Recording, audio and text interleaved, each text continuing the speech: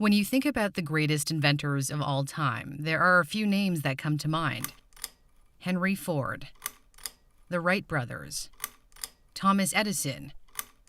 But there's one name that is not as recognizable. When you plug your phone in, turn on the lights, or use the refrigerator, you have Nikola Tesla to thank. This is the story of the forgotten genius, and the story begins at the end. On January 7, 1943, a maid working at the New Yorker Hotel walked into room 3327, where she found the body of an 86-year-old man who called the hotel home for the past decade. Tesla died alone and broke. He lived off a diet of warm milk and crackers and was obsessed with feeding the pigeons outside. One of the greatest inventors of all time faded into obscurity and died penniless. There is a reason why this happened, which will become clear by the end of this story. Tesla was born in the town of Smiljan in present-day Croatia on July 10, 1856. He was born during a lightning storm. According to family legend, the midwife said halfway through the birth, "This child will be a child of darkness," to which his mother replied, "No, he will be a child of light." Little did she know how prophetic those words would be. When Tesla was 5, he witnessed his older brother fall from a horse and later die. This would haunt him for the rest of his life. As a child, he began seeing visions accompanied by flashes of light, confusing what was real and what was imaginary. This never went away. The visions spurred his ability to conceive inventions in his head in such detail that he didn't even need to draw them out. He explained how the designs were perfected in his mind in an article in 1919. "Invariably, my device works as I conceived that it should, and the experiment comes out exactly as I planned it. In 20 years, there has not been a single exception." Tesla credits his mom for his interest in invention. Juka Mandic invented small household appliances in her spare time. She had an eidetic memory, the ability to recall an image from memory with high precision, and she passed this on to her son. Tesla's father was a priest and wanted him to become one too, but Tesla was interested in engineering. When he contracted cholera as a teen and nearly died, his father promised to send him to engineering school if he survived, and miraculously he did. He went to study in Austria at the Technical College of Graz, where he is said to have worked from 3 a.m. until 11 p.m. every day. Professors were worried that he would die from exhaustion. Tesla had a beautiful mind. He could perform calculus in his head and spoke 8 languages. He was a good student at the start, but would not finish school. He dropped out after becoming addicted to gambling and cut ties with his family so they wouldn't find out.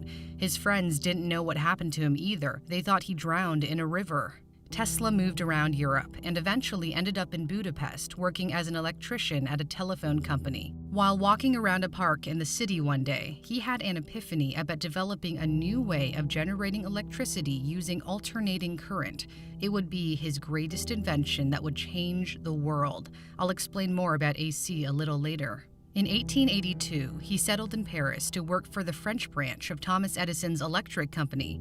He started off installing indoor lighting, but the managers noticed his talents and had him doing more complicated work, designing and building dynamos and motors. He was soon traveling throughout Europe, fixing problems at other Edison branches. 2 years later, in 1884, Tesla's manager offered him a job at Edison Machine Works in New York City. He agreed and arrived in America with only 4 cents in his pocket because his money was stolen on the boat ride over.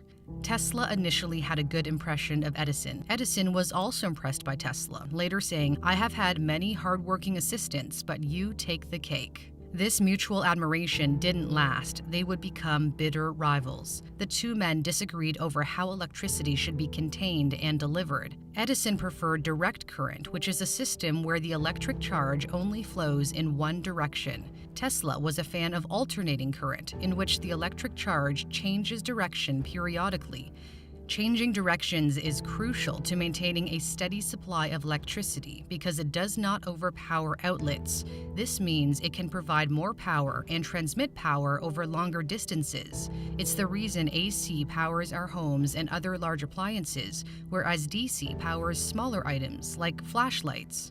But Edison didn't care about AC because it could have hurt the sales of direct current since he owned all the patents for DC.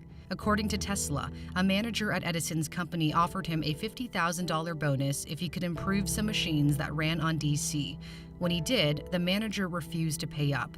Another account of the story has Edison telling Tesla, "You don't understand our American humor."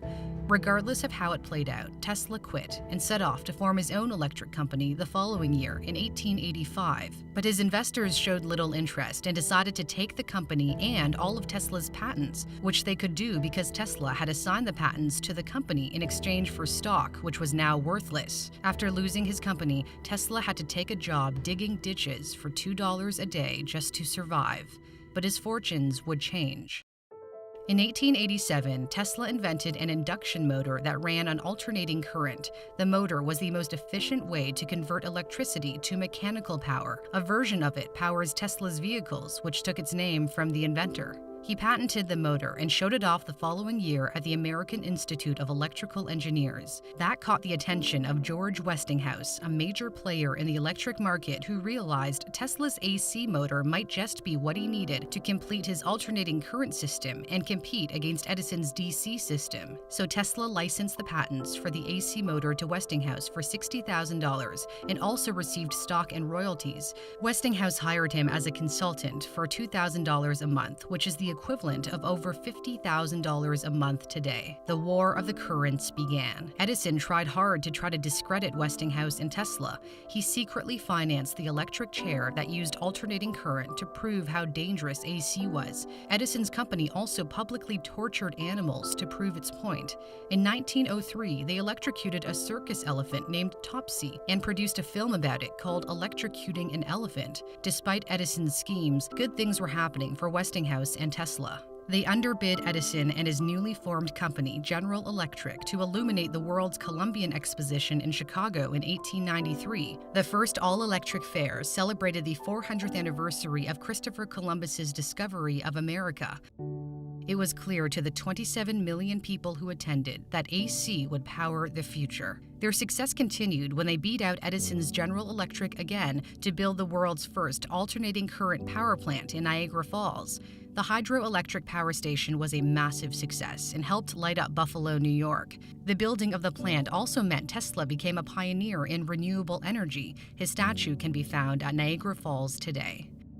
Westinghouse and Tesla won the War of the Currents, and direct current was being phased out. But there were problems. Westinghouse's company was running out of money and eventually went $10 million into debt. In 1897, he went to Tesla and asked if his royalties could be reduced in a desperate attempt to save the company. Tesla was so compelled by compassion for his friend that he ripped up his contract. He was grateful to Westinghouse for believing in him when no one else would. Tesla willingly walked away from $12 million in royalties, which in today's terms would be worth over $300 million. Had he held onto those royalties over time, he would have likely become the wealthiest person on the planet and the first person with $1 billion net worth. That act of compassion for his friend, of tearing up his contract, saved Westinghouse. In return, Westinghouse paid Tesla $216,000 for the rights to use his AC patents forever. This is the equivalent of about $6 million today. With that money, Tesla became financially independent and set up a series of laboratories in New York for new projects, where he was visited by the rich and famous, including his close friend and one of the greatest American writers of all time, Mark Twain. This was his period of many inventions. He held over 300 patents in his lifetime. He created an early version of neon lighting, the Tesla turbine, a bladeless turbine for vehicles. He pioneered X-ray technology by experimenting with radiation. This is an X-ray of his own hand. Another standout invention was one of the first remote controls.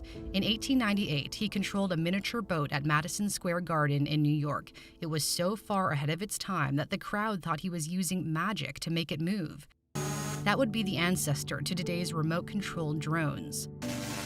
One of his most well-known inventions is the Tesla coil, a device that can produce large amounts of high-voltage electricity. Because of the coils, he discovered he could send and receive powerful radio signals when they resonated at the same frequency. Tesla was getting ready to broadcast his first radio signal, but disaster struck.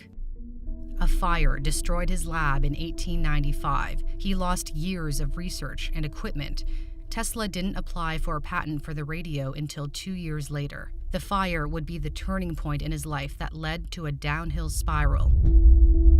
At the same time that he was working on radio, an Italian entrepreneur, Guglielmo Marconi, was also working on the radio in England. He tried to acquire patent rights in the US, but was turned down because it was too similar to Tesla's. However, things changed when Marconi was able to send the world's first transatlantic radio message in 1901 using 17 of Tesla's patents. Edison then threw his financial support behind Marconi. Tesla had no problem with Marconi's achievements, but in 1904, the U.S. Patent Office suddenly changed its mind and awarded Marconi a patent for the invention of the radio. There has never been a reason given for this decision, but the powerful financial backing Marconi received could explain it.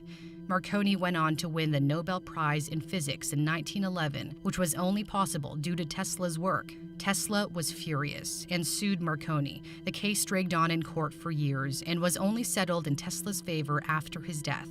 That radio incident negatively impacted the rest of Tesla's career. For example, Tesla was obsessed with bringing wireless communication to the world and built a huge wireless transmission station in Long Island, New York, called Wardenclyffe Tower. He imagined a world where we could send and receive messages wirelessly. He was, again, well ahead of his time. But financial backers did not have enough faith in his project. They pulled out and banked on Marconi's radio invention instead. This left Tesla in financial ruin. He had no choice but to abandon his dream project in 1905 and eventually lost Wardenclyffe Tower to foreclosure. Tesla's mental health deteriorated. He lived his last decade in the New Yorker Hotel, beginning in 1933. Westinghouse Corporation hired him as a consultant and paid for his room. He lived rent-free but died in debt. So why did one of the greatest inventors of all time fade into obscurity and die penniless? You could say Tesla was unlucky at times, like when the fire burned down his New York lab. But the main reason is because Tesla was not a capitalist. He made decisions that those with more business acumen would not have made, such as giving up his royalties for the AC motor. He wasn't concerned about money. He was concerned about the pursuit of science for the betterment of humanity. He wanted to change the world, and he did. Thanks in part to Elon Musk's company, people are starting to learn more about the man who inspired the company, a man whose inventions would power our entire planet. It's because of Tesla that modern society functions the way it does. Tesla's mother called him a child of light, and she was quite right. Thanks so much for watching the story of Nikola Tesla. I hope you enjoyed it. I'm Cindy Palm. If you like what you saw, subscribe to my new channel. I also started a Patreon where you can make a monthly contribution, and this will go a really long way toward helping this channel grow. See you soon.